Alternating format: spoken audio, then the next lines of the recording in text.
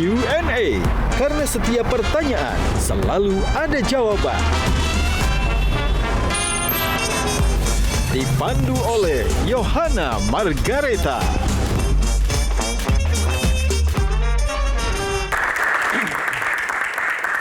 Selamat malam pemirsa, saya Yohana Margareta kembali menyapa Anda dalam program spesial Q&A Metro TV. Karena setiap pertanyaan selalu ada jawaban. Nah pemirsa, Q&A kembali menghadirkan bintang tamu yang inspiratif untuk Anda malam ini. Ia adalah sosok dunia politik, kita sering mengenal sosok ini sebagai pawang data. Sosok yang terbiasa bersahabat dengan angka, membaca probabilitas lewat survei, dan juga membedah algoritma opini publik. Namun hari ini ia tidak lagi berdiri di luar pagar sebagai pengamat. Ia kini berada tepat di epicentrum kebijakan, menjadi penjaga gawang di jantung kekuasaan. Dari meja prediksi menuju ke meja eksekusi, dari ruang hitung ke ruang kendali di Binagraha. Bagaimana movement sang Mr. Q? Apa Q factor di balik strategi besarnya? Langsung saja kita akan sambut bintang tamu kita pada malam hari ini, Kepala Staf Kepresidenan KSP Muhammad Kodari. Lebih keras lagi tepuk tangannya, Bang Kodari, apa kabar? Baik, boleh berjabat tangan dengan panelis dulu, Bang Kodari. Halo Bang Aman, halo Sheryl, halo Bang John, halo semua adik-adik. Dipersilakan duduk Bang Kodari, tepuk tangan sekali lagi teman-teman. Dan tidak hanya bintang tamu kita yang luar biasa pada malam hari ini, kita juga kedatangan spesialis panelis Q&A malam hari ini, Kang Maman Suherman. Dan the one and only Sheryl Navita. Yang tak kalah spesial, jurnalis senior Metro TV, Bang John Bosco. Dan tak lupa loh, ada teman-teman mahasiswa dari Universitas Pertamina. Terima kasih teman-teman.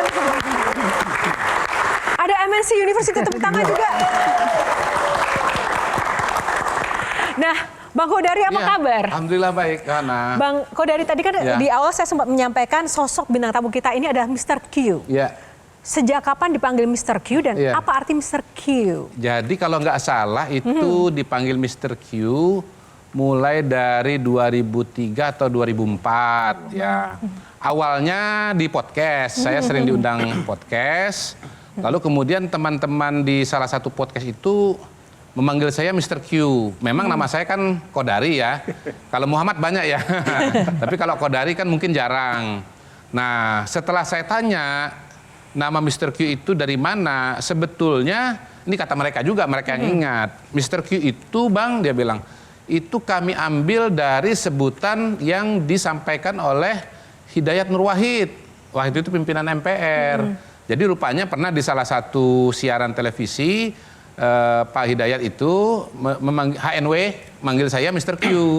Nah rupanya barangkali audiens seneng sehingga kemudian dari satu podcast itu ke podcast yang lain nama Mr. Q itu terus terbawa sampai hari ini. The Q Factor ya. Oh, the Q Factor, tepuk tangan. Oh itu jadi. Nah Bang Kodari, kita kan sudah bertahun-tahun ya beriringan seirama di setiap pasang surut negeri ini. Bang Kodari dulu kan sebagai pengamat yang penuh dengan metodologi, melihat sesuatu dari objektivitas, angka-angka, narasumber. Tapi sekarang posisinya Abang berbeda. Tapi ngomong Mr. Q ini, the Q faktornya saya benar juga sih, question dan questionnaire. Kerjaan saya itu. Enggak. Bukan itu juga, karena Abang ada di Q&A. Ya, betul. Makasih diundang. Q diundang Q&A. Q diundang Q&A. Nah tadi Bang, sebelumnya kan Bang Kodari itu kan dulu berjibaku dengan metodologi objektivitas dalam menyampaikan sebuah pendapat dan sekarang masuk ke dalam sebuah eksekusi kebijakan secara langsung, dulu pengkritik, sekarang sebagai eksekutor. Maknanya apa? Saya itu kalau dicari esensinya apa, saya itu aktivis yang kebetulan senang penelitian. Jadi semenjak saya mahasiswa di UI, saya seorang aktivis. Saya aktivis di HMI, saya pernah jadi pengurus Badan Perwakilan Mahasiswa. Walaupun memang passion saya waktu itu lebih kepada riset, kelompok studi. Itu sebabnya saya ya belum terlalu lama lah, kira-kira tahun 96, 97 gitu ya. Belum terlalu lama. Saya ketua kelompok studi mahasiswa di UI pada waktu itu. Dan semenjak dari mahasiswa itu saya sudah tahu bahwa cita-cita saya adalah menjadi peneliti, menjadi penulis. walaupun karena pertimbangan situasi dan kondisi, waktu itu saya sempat jadi eksekutif di HRD. Kebetulan S1 saya psikologi, jadi ya pekerjaan di HRD itu salah satu peluang pekerjaan yang paling terbuka pada waktu itu. Tapi saya cuma 2 tahun saja, lalu saya langsung belok lagi ke lembaga riset. Terus terang juga waktu itu lembaga riset saya yang saya masuki, yang pertama-tama itu bukan riset politik, tapi riset media. Tapi saya tetap terima dengan kepercayaan pertama, ya saya punya kemampuan riset, punya kemampuan menulis. Soal teori-teori komunikasinya saya belajar sendiri sambil diskusi dengan teman saya yang dari Gajah Mada pada waktu itu, ya memang jurusannya adalah ilmu komunikasi begitu. Jadi saya kembali kepada dunia saya, dunia penelitian, sambil saya kembali menekuni minat saya di politik. Lalu kira-kira tahun 2000 saya dapat beasiswa ke Inggris. Saya ngambil jurusan politik, tepatnya jurusan political behavior. Lalu 2001 saya berangkat, pulang 2002. Nah, waktu saya di Inggris, saya menemukan hal yang sangat penting bagi saya ya, bahwa ternyata ilmu politik kalau di Barat gitu ya, di jurnal-jurnal di Amerika, di Eropa, itu semuanya berbasiskan survei atau kuantitatif begitu. Sementara Indonesia pada waktu itu selama sekian tahun pendekatannya kualitatif ya. Dan karena itu sebetulnya tidak bisa digeneralisir ke tingkat nasional. Nah, dengan pengetahuan itu ketika saya pulang ke Indonesia 2003, saya diajak mendirikan lembaga survei Indonesia pada waktu itu dalam kerangka menghadapi pemilu presiden langsung tahun 2004. I could not resist ya. Wah, ini dia, saya bilang, satu jurusan saya kuliah, yang kedua survei nih gitu.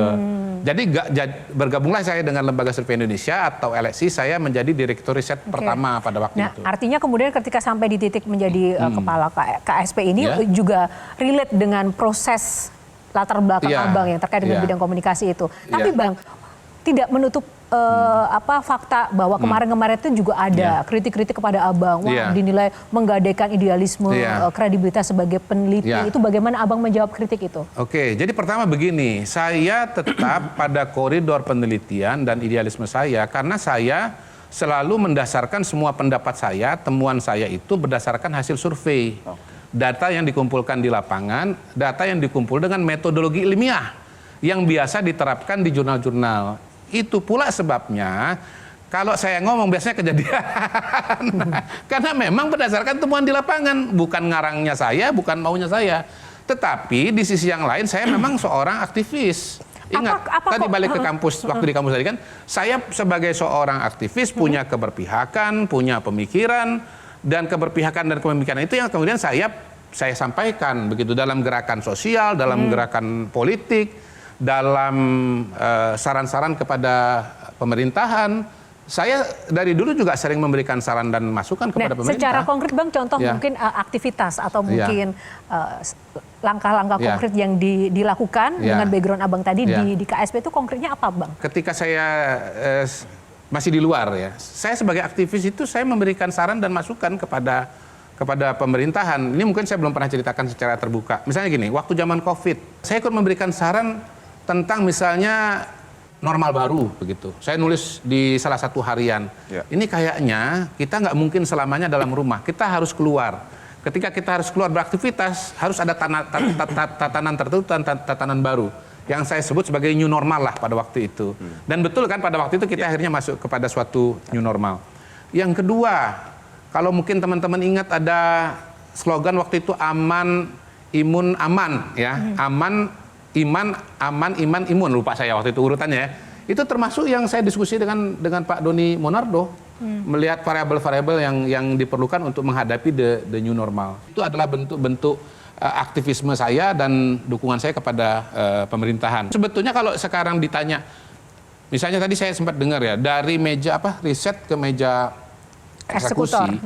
Kalau saya sebetulnya nggak merasa beda-beda jauh antara saya dulu di luar dengan saya di dalam. Tapi apa bedanya ketika bisa memberikan tadi masukan dan input dari luar, nah sekarang dari dalam? Apakah aksesnya mungkin lebih cepat atau bagaimana? Iya betul. Jadi pertama dapat informasi lebih lengkap. Kalau dulu kan pendekatannya pendekatan informal, personal, pertemanan. Kalau sekarang ada legitimasi kelembagaan. Jadi saya bisa dapat informasi lebih banyak, lebih lengkap, lebih cepat juga. Kemudian yang kedua, memang betul-betul bisa bisa ikut mempengaruhi kebijakan. Nah sekarang kita ke Kakak John, ada komentar nggak soal sosok yang satu ini? Mungkin ada yang tanyakan Bang John. Gini Bang Kodari, kan ada persoalan ketika posisi Anda sebagai akademis, sebagai ilmuwan, dengan di sisi lain Anda sebagai orang yang ikut terlibat dalam mengambil kebijakan. Data-data yang berkembang di masyarakat. Siapa yang menganalisa itu? Ketika sementara Anda sekarang sibuk sekali dengan kegiatan-kegiatan bersifat protokoler. Dari mana tuh analisa itu yang didapat sehingga Anda tidak salah memberikan informasi kepada Presiden untuk mengambil keputusan? Apakah di lembaga yang lama atau orang-orang KSP yang melakukan itu? Jadi pertama begini, saya tidak meninggalkan prinsip-prinsip dasar sebagai peneliti. Peneliti itu apa sih prinsip dasarnya? Pertama, dia menggunakan data. Yang kedua, dia menggunakan teori. Jadi saya kalau mau melakukan sesuatu atau menyampaikan sesuatu pasti tetap pakai data. Datanya dari mana? Kalau saya pasti dari KSP dan dari sumber-sumber yang lain. Nah, KSP sendiri selain riset sendiri juga mendapatkan data-data dari KL. Jadi KSP itu kan bukan lembaga teknis, tapi dia punya kelebihan karena dia bisa masuk ke semua kementerian, begitu. Bisa kita yang datang, bisa kita mengundang untuk rapat koordinasi, untuk mencocokkan data. Jadi biasanya kita kumpulkan data dan saya sangat percaya bahwa data itu berbicara kepada kita. Nah, tergantung kita mampu nggak kita membaca pola. Nah, membaca pola itu variabelnya satu, mungkin ada bakat-bakatan juga gitu kan, bisa baca rangkaian pola. Yang kedua, disitulah fungsi teori. Teori itu membantu kita untuk membaca dan mengolah data gitu. Kan ini kan Anda kan berhadapan dengan birokrasi yang kaku. Ide apapun, secerdas apapun, ketika berhadapan dengan dengan birokrasi yang kaku kejang ini, yang kita tahu semua, bagaimana strategi Anda untuk masuk ke sana? Ya pertama komunikasi dengan para pihak, yang kedua berkomunikasi dengan pimpinan. Tapi kan tidak semua bisa menembus itu. Bang Kodari yang dulunya independen, sekarang harus menembus itu. Nah itu caranya gimana? Memangnya Abang sedekat apa dengan para sosok-sosok di birokrat itu? Bahkan mungkin siapa yang membackup Abang untuk kemudian bisa menembus. Jadi begini, alhamdulillah karena Metro TV dan seterusnya, orang tuh udah pada kenal saya, Pak. Udah pada kenal saya, Pak. Iya, saya nggak. Saya masuk jawabannya kabinet itu kan? Nggak perlu memperkenalkan diri, Pak. Iya. Saya mungkin belum kenal dengan beliau, tapi beliau kenal dengan saya. Karena Metro TV kan, Bang? Metro TV. Oke, kita jeda dulu, setelah lagi ke Metro TV akan kembali. Tepuk tangan dong, Tapi saya percaya bahwa kunci sukses pertama dalam hidup itu adalah live by your passion. Saya punya tanah banyak, Pak. Saya mencatat tanahnya Bang Kodari 176. Nah, itu. Saya masih hafal lokasi 176 tanah itu? Enggak.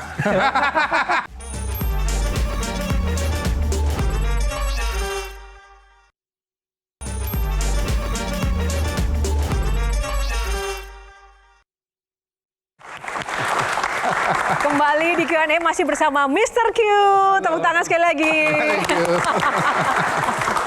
Oke, tadi di segmen 1 menarik sekali ya. Jadi Abang intinya tuh karena sudah sering di televisi, khususnya di Metro TV, saya tahu Bang hampir setiap hari sih teman-teman waktu itu ya menjadi narasumber kami ya Bang ya. Iya, politisi mana yang nggak kenal Kodari?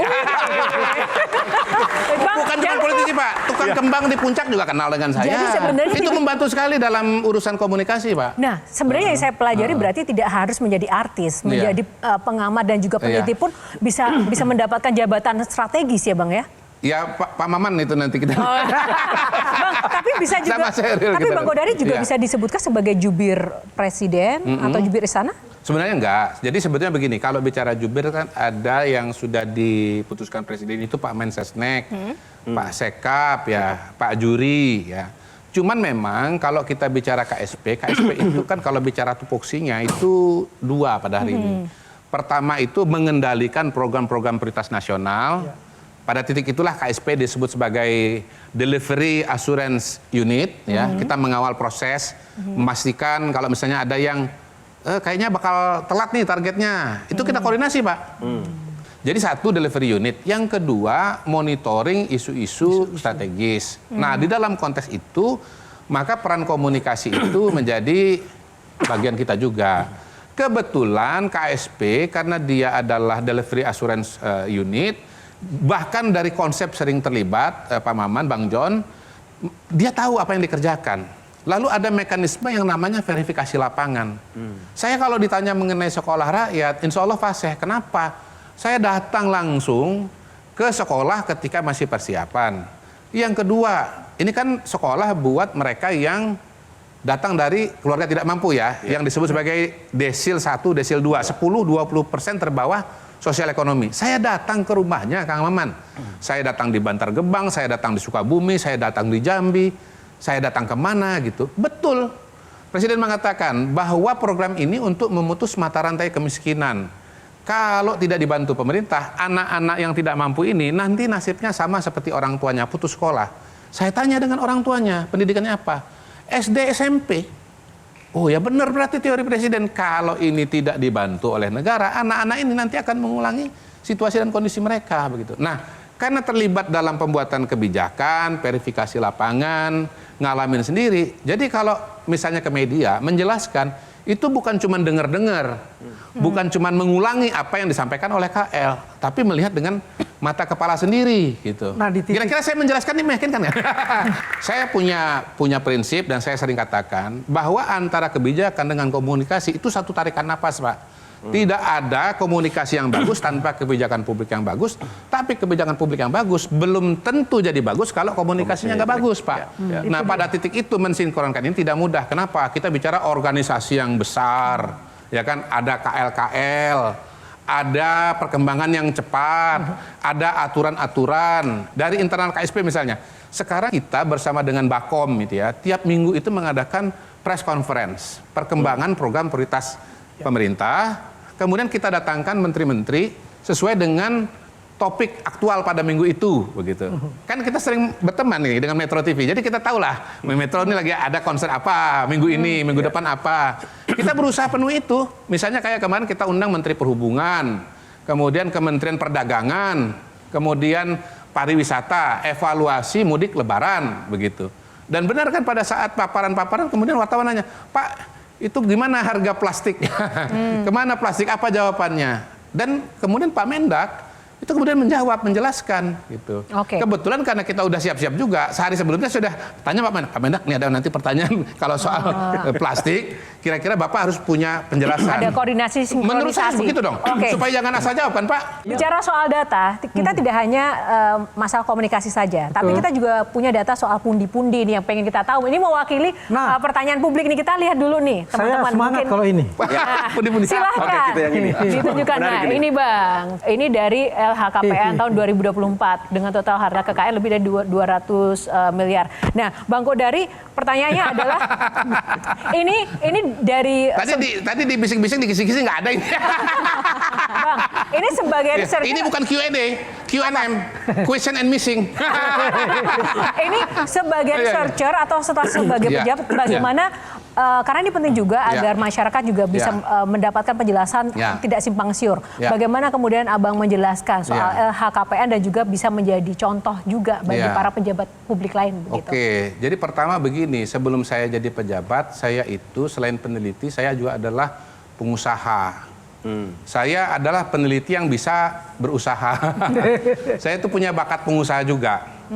Jadi usaha saya macam-macam, ada survei, ada konsultan, ada properti, ada pendidikan, dan itu adalah akumulasi sekian tahun. Saya melihat diri saya orang hemat. Saya nggak pernah spend keluar daripada yang saya miliki.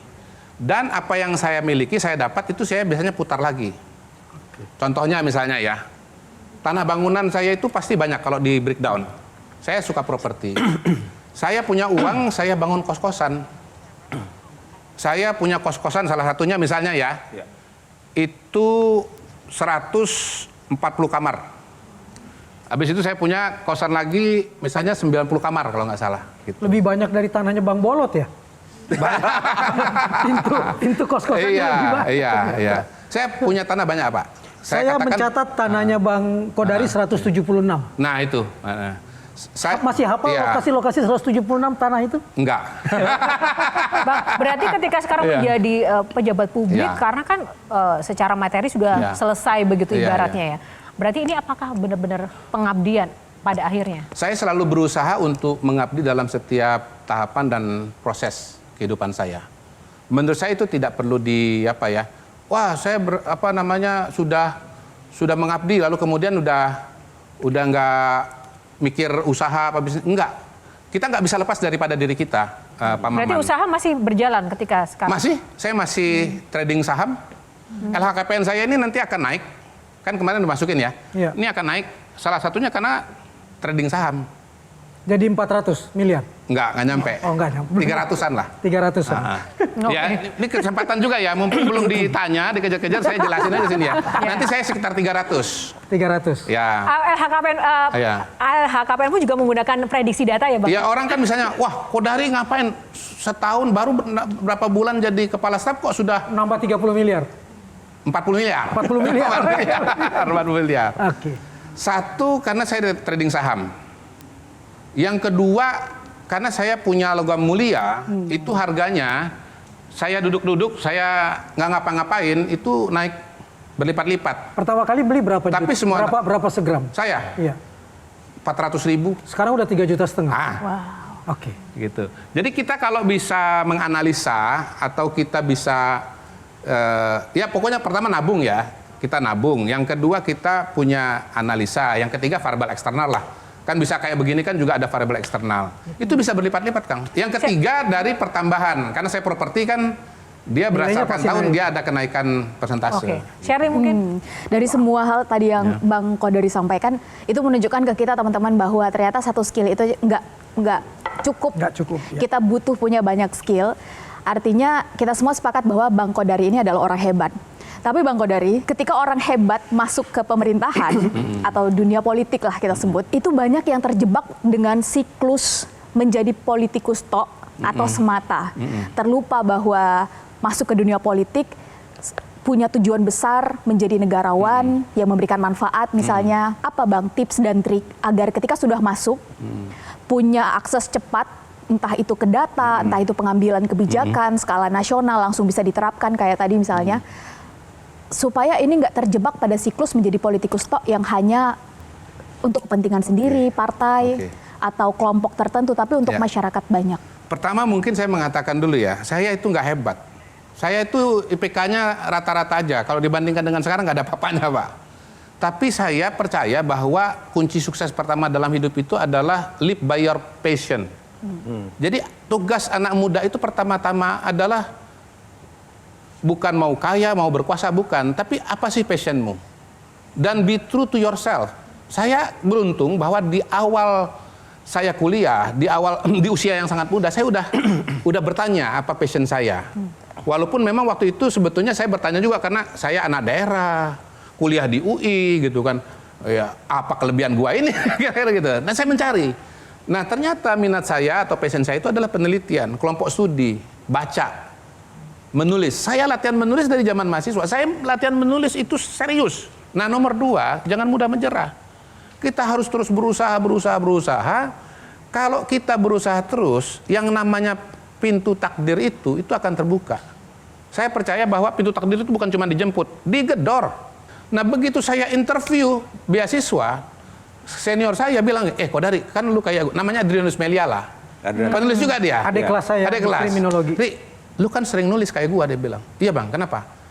Lu mau nggak supaya lu cepat wawancara selesai? Mau dong Bang. Tulisan lu itu lu fotokopi, habis itu lu bawa, lu kasih lihat sama yang wawancara. Bener, saya fotokopi, saya taruh di meja 5 menit selesai Pak. The fruit of the pudding is on the eating. Gitu kira-kira, nggak perlu cerita lagi. Oke, Om John.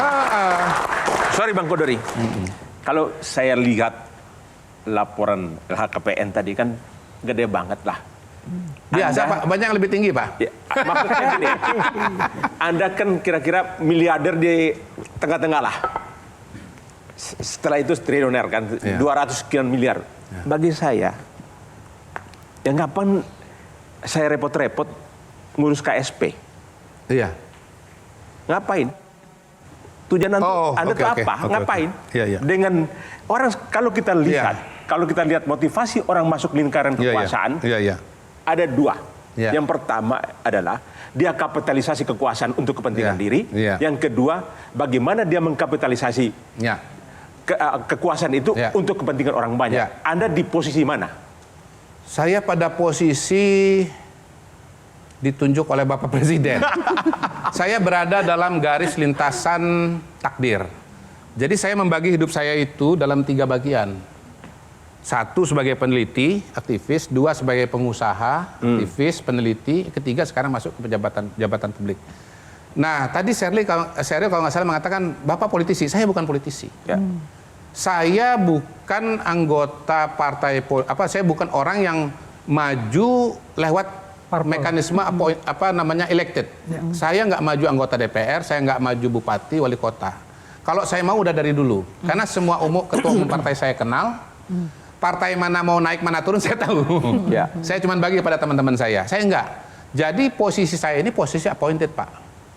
Posisi appointed. Nah, saya menganggapnya sebagai amanah, sebagai tugas, sebagai panggilan yang sebetulnya konsekuensi yang saya juga sudah harus pahami dan sadari bahwa saya suatu saat akan mungkin masuk ke sana. Tetapi ya buat saya itu suatu konsekuensi saja dari minat saya ke politik. Aktivisme saya dari dulu, Pak. Jadi Pak, teman-teman saya dulu yang jadi aktivis zaman UI itu, ya sekarang ini teman-teman saya di pemerintahan itu. Nusron Wahid, Fahri Hamzah, siapa sebelumnya siapa Abdullah Azwar Anas, Fadlizon, Nusron Wahid. Nusron Wahid itu teman kos saya, Pak. Nah, tapi yang Fahri Hamzah itu teman saya berdebat, Pak. Ya, Bang Kodari, tapi mungkin yang didengarkan adalah selain apa sih maunya begitu, tapi yang mungkin ini dengar adalah apapun itu tadi alasannya sebagai apapun part dari pekerjaan itu, endingnya itu, goalsnya itu, apakah memang untuk diri sendiri seperti yang dikatakan oleh Kakak John, atau untuk kepentingan rakyat ketika sudah berada di dalam sebuah posisi atau jabatan publik. Karena namanya aja publik.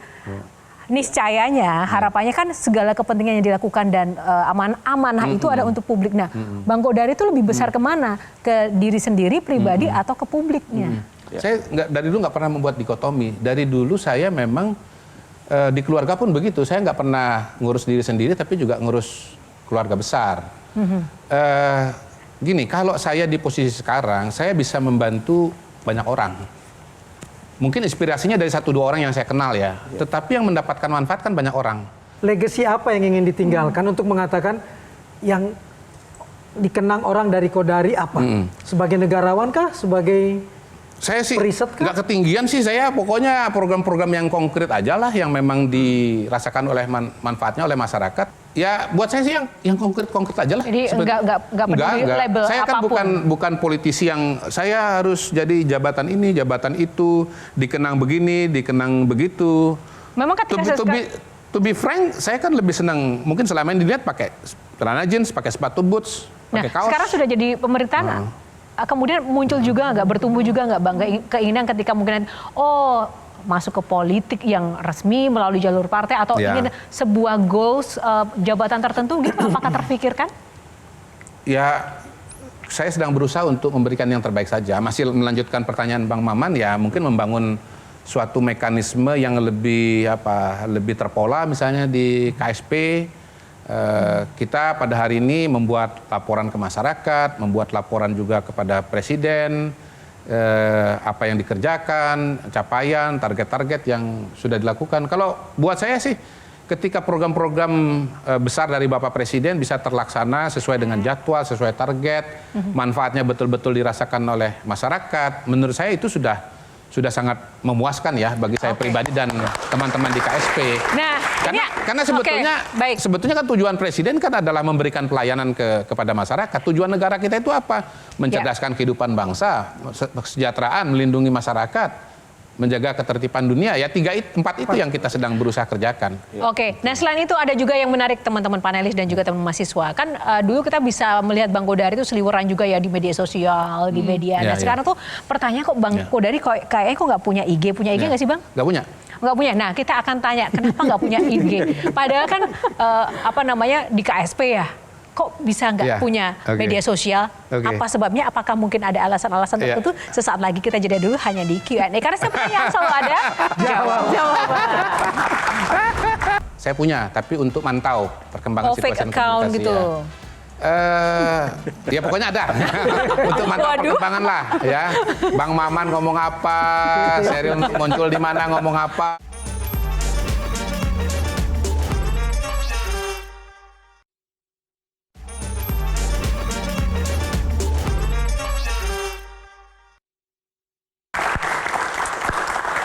Masih bersama Mr. Q, Bang Godari. Tadi pertanyaannya, kenapa kok nggak punya IG? Atau jangan-jangan punya IG tapi nggak mau dikasih tahu ke kita? Dan kenapa nggak bermedsos padahal kan KSP? Pertama sebetulnya saya bukan nggak punya sama sekali ya. Saya punya, tapi untuk mantau perkembangan situasi fake account komunikasi gitu. Ya pokoknya ada untuk mantau perkembangan lah ya. Bang Maman ngomong apa, Sheryl muncul di mana ngomong apa gitu kan. Ada yang kirim-kirim apa gitu. Nah, kita kalau bicara media sosial, hemat saya itu ada dua aspek sih. Pertama voice, tapi di sisi yang lain ada yang namanya noise. Nah, saya itu cenderung melihat bahwa di media sosial itu banyak sekali noise-nya. Jadi saya mau detoksifikasi. Salah satu detoks saya adalah dengan saya tidak involved dengan perkelahian atau perdebatan hari-hari. Nah, soal voice, saya kan udah terkenal. Waduh. Saya itu nggak usah punya akun sendiri. Mau ngapain lagi? Saya diundang, Pak, Bu.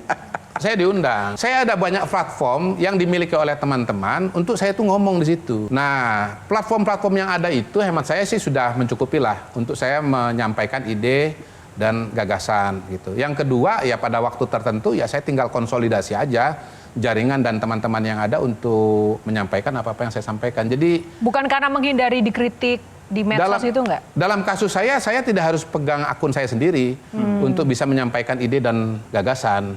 Ya balik lagi, ada voice, ada noise. Dan tapi menurut saya begini juga, saya juga waktunya udah habis untuk mendedikasikan waktu tersendiri untuk istilahnya itu menjawab dan berdebat atau berdiskusi di media sosial gitu. Kita tahu kadang-kadang ada yang memang sengaja provokasi. Habis dia nanya-nanya dia ketawa-ketawa, dia nggak lihat lagi kan begitu kan, ada kan begitu kan. Yang kedua mungkin kita jawab-jawab ya orangnya itu aja. Sementara saya punya medium yang lain untuk berbicara kepada segmen yang lebih luas. Oke, Kang Maman? Tapi KSP memantau media sosial. Mantau, kita cuma pantau aja, kita lihat, kita baca masukannya apa. Jadi itu bukan ancaman? Enggak. Gini loh, kan pernah dibilang, ini presiden ini cuma dengerin orang-orang yang setuju dengan dia. Enggak. Presiden itu buka medsos, buka YouTube. Justru yang sering dibaca itu, yang dilihat itu adalah yang kritik-kritik. Dia sendiri, Pak Presiden sendiri. Pak Presiden itu ngikutin. Kita kembali dulu ke KSP-nya ya, ke KSP-nya. Ketika tadi menjawab pertanyaan, Bang Godari itu seolah-olah bisa mewakili seluruh fungsi dari kementerian-kementerian dan juga pejabat publik, ya nggak sih gitu.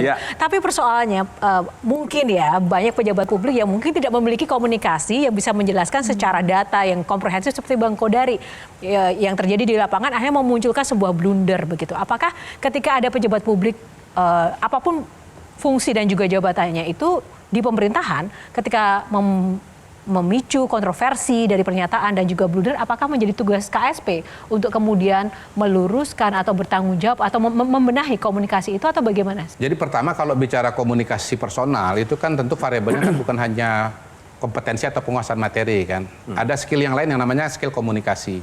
Yang kedua itu pun nggak cukup, harus ada satu lagi namanya mental.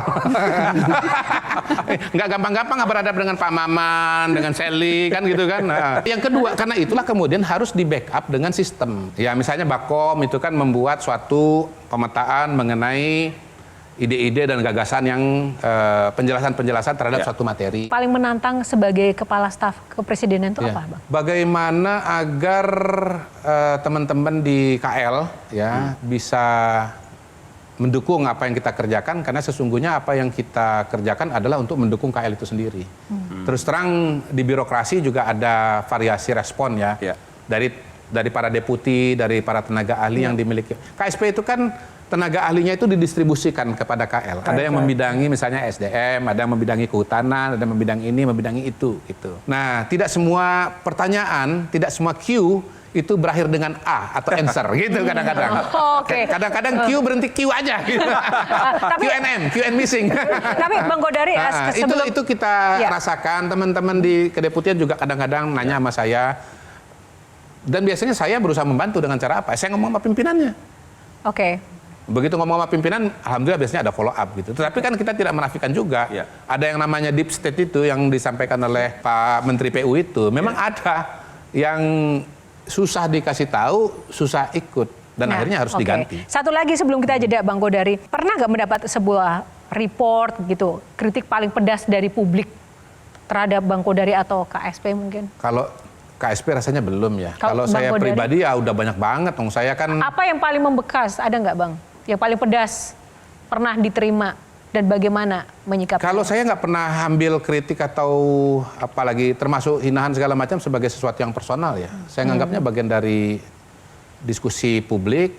Orang mengkritik kita atau menghina kita, menghujat kita itu kan pertama bisa dia karena nggak paham, nggak tahu informasi.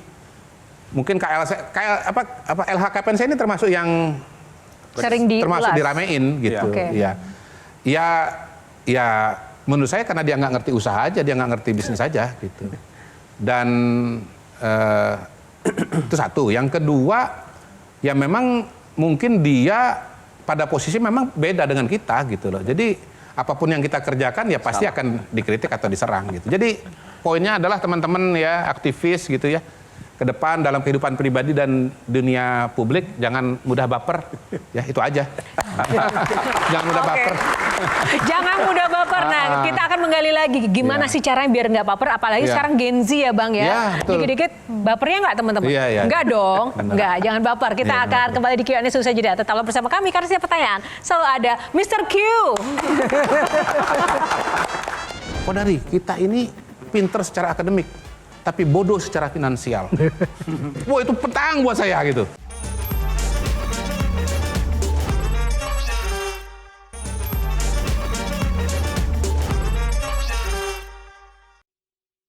Saya jadi penasaran, sampai Bang Kodari bisa kayak gini, cara berpikirnya, bagaimana menampilkan diri di publik. Kita semua tentu kalau udah dengar beliau, rasanya kayak betul juga ya gitu. Apa pesan Bapak atau Ibu yang paling membekas dan menjadi panduan dalam Bang Kodari mengambil keputusan dalam kehidupan sehari-hari, Bang? Pertama mungkin saya terima kasih sama bapak saya, sama ibu saya. Mereka itu nggak pernah membatasi cara saya berpikir. Nggak pernah membatasi saya membaca. Bahkan sebagian dari minat baca saya itu terfasilitasi oleh bapak saya. Bapak saya itu PNS. PNS biasa, tapi saya ingat kok, dari kecil itu koran tertentu ya, saya inisial aja lah K begitu kan. Kemudian majalah T gitu. Dan bahkan bapak saya itu dulu langganan majalah bahasa Inggris. Di saat kami tinggal di sebuah kota kecil namanya Palangkaraya, Kalimantan Tengah, tahun 80-an. Jadi saya dari kecil tuh biasa baca koran, baca majalah. Pengetahuan saya pasti luas, Pak. Nggak mungkin enggak, Pak. Nggak ada hal-hal peristiwa yang terlewat oleh saya. Karena itu kalau saya disuruh menganalisa, referensi saya panjang, banyak, dan detail. Yang kedua, saya suka baca, saya suka ke perpustakaan. Saya ini anak yang dibesarkan oleh perpustakaan daerah. Jadi saya baca novel, fiksi, saya baca ilmu pengetahuan. Bacaan saya kecil itu 5 Sekawan, Pasukan Mau Tahu, Trio Detektif, Old Shatterhand, Winnetou, Karaben MC, semua buku-buku yang ada di perpustakaan saya baca. Nah, kebiasaan membaca itu terus terbawa sampai sekarang. Saya bahkan bisa mengatakan begini, saya ini adalah buku motivasi berjalan. Karena saya hobi baca buku motivasi, Pak. Dan motivatornya Bapak Ibu? Motivasi itu datang dari buku, ya. Kemudian yang kedua dari orang-orang, Pak. Jadi dalam hidup saya itu saya punya mentor-mentor. Ada mentor pergaulan, ada mentor finansial, ada mentor politik, ada mentor pendidikan, ada mentor beasiswa, macam-macam, Pak. Saya itu nggak mungkin dapat beasiswa ke Inggris itu kalau saya nggak punya mentor. Saya punya teman yang udah dapat beasiswa duluan. Siapa orang yang paling berpengaruh untuk kemajuan karir seorang Qodari? Banyak. Seperti saya bilang tadi, yang paling mentor. Nggak ada, Pak. Semua punya kontribusi. Ya. Jadi saya punya teman yang sudah dapat beasiswa duluan, saya tanya sama dia, kok ini kan semua daftar beasiswa, ini saya mau ngisi formulir. Chevening waktu itu formulirnya cuma 2 halaman. Bagaimana 2 halaman ini, dan pada waktu itu lamarannya masuk 7.000. Bagaimana caranya dari 7.000 ini, saya menjadi salah satu dari 600 atau 700 yang dipilih. Nah begini Qodari dia bilang, pemberi beasiswa itu ingin lihat benang merah, kamu dulu di mana, sekarang di mana, ke depan mau kemana, gitu. Dia pengen lihat, kamu itu punya nggak cerita hidup, kamu tuh punya nggak narasi hidup. Dan pasti dia pengen kamu nanti menjadi orang yang berhasil atau orang berpengaruh. Kenapa? Karena dia beri beasiswa sama kamu, kan dia pengen punya pengaruh yang besar di masa depan, gitu. Jadi saya bilang aja, saya akan menjadi ahli psikologi politik, saya bilang waktu itu ya, paling terkemuka di Indonesia. Dan saya seorang opinion maker, saya masih muda tapi saya udah nulis di seluruh media nasional dan seterusnya, kira-kira begitu. Nah itu kalau saya nggak pernah dikasih tahu oleh teman saya itu, namanya Said, ya, sampai sekarang bersahabat dengan saya. Dia menjadi salah satu pimpinan di ADB, Asian Development Bank. Kalau nggak ada dia, hemat saya belum tentu saya dapat beasiswa ke Inggris. Oke. Saya juga punya mentor finansial yang membuka ruang wawasan saya. Dia bilang gini, Qodari, kita ini pinter secara akademik, tapi bodoh secara finansial. Wah itu petang buat saya gitu. Kita ini Qodari, kan komunitas kami ini kan aktivis, peneliti gitu. Kita S2, S3 ke luar negeri. Tapi kita ini kalah sama yang, maaf katanya, nggak sekolah gitu. Oh iya itu berarti satu kecerdasan tersendiri ya soal finansial itu gitu. Nah saya kemudian masuk ke situ, saya berusaha di situ. Okay. Siapa orangnya tuh? Hah? Saya mau belajar juga karena saya juga mau punya tanah 176 dengan nilai 187 miliar. Semuanya pengen sih, Bang. Nanti saya bisikin. Ada bukunya. Gini Pak Qodari, kan Anda kan basis ya kalau saya lihat perkembangan Anda mulai tahun 2004 lah kan. Iya. Anda setia banget terhadap basis pengetahuan ilmu politik Anda. Iya. Dan masuk hampir di semua ruang. Iya. Ya kayak air aja ketika KSP jalan, ketika riset dengan partai tertentu jalan juga semua. Bagaimana cara membawa itu, Pak? Saya pikir ini luar biasa kan, kayak filosofi air itu loh, yang dia bisa terbentuk dalam kondisi apapun gitu loh. Mungkin modal pertama adalah saya senang bergaul, senang berteman. Jadi buat saya harta terbesar di dunia ini nomor 1 adalah teman, Pak. Kita kalau punya teman banyak, itu kita nggak mungkin mati kelaparan. Tapi sebaliknya kalau kita nggak punya teman, walaupun kita punya duit banyak, kita bisa mati kesepian. Gitu. Nah karena saya punya banyak teman, jadi saya biasa berkomunikasi, ketemu dengan orang yang berbeda, menyampaikan dengan cara yang berbeda, dan karena banyak teman, maka ide dan gagasan itu mengalir sampai jauh. Jadi saya punya ide, bisa menjadi kenyataan, bisa diwujudkan karena saya punya teman yang banyak dimanapun saya berada. Nah, Bang Qodari tugasnya belum selesai, Bang Qodari. Oh belum, saya udah mau masukin dokumen aja. Oke, closing statement buat pemirsa atau mungkin adik-adik pemirsa atau Gen Z yang menyaksikan Q&A malam hari ini mungkin apa? Silahkan. Pertama kalau untuk adik-adik ya balik lagi bahwa teori pertama untuk sukses itu adalah kalian identifikasi apa passion kalian. Lalu kalian ikuti itu, kerjakan itu. Saya yakin bahwa kalian minimal ya pasti akan bahagia. Kalau orang mengerjakan sesuatu yang dia sukai, hobinya, itu dia nggak pernah bekerja seumur hidupnya. Itu satu. Yang kedua, untuk masyarakat Indonesia, bahwa Pak Prabowo ini keberpihakannya kepada masyarakat itu luar biasa. Beliau ingin agar struktur ekonomi kita yang timpang itu bisa dikoreksi. Beliau ingin kesempatan berusaha itu bisa dinikmati oleh lebih banyak kelompok dan ingin pendapatan masyarakat juga terus meningkat. Dan yang paling utama adalah beliau ingin agar kualitas sumber daya manusia itu betul-betul meningkat secara nyata. Baik lewat pendidikan maupun perbaikan gizi. Jangan lupa bahwa salah satu tugas utama dari negara menurut Undang-Undang Dasar 45 adalah mencerdaskan kehidupan bangsa. Dengan MBG, rakyat Indonesia akan cerdas. Nah, itu dia. Ini baru pesan terakhirnya ya, Terakhir masuk efek. gitu kan. Baik, terima kasih Bang Kodari. Boleh tepuk tangan untuk Bang Kodari.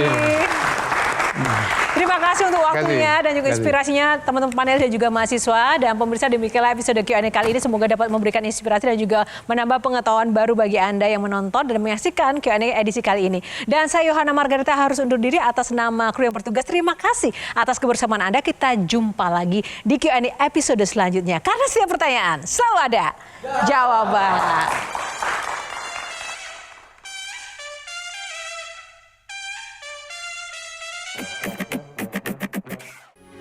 Metro TV. Jelajahi cara baru mendapatkan informasi. Download Metro TV Extend sekarang.